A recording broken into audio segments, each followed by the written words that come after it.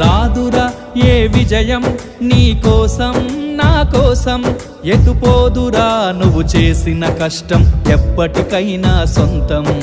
కాలంతో పయనించే వాడికి కానిది ఏముంది, సాధనతోనే సాధ్యమవ్వునని సదాశయంతో సాగర ముందుకు. రాదురా ఏ విజయం నీ కోసం నా కోసం, ఎటుపోదురా నువ్వు చేసిన కష్టం ఎప్పటికైనా సొంతం.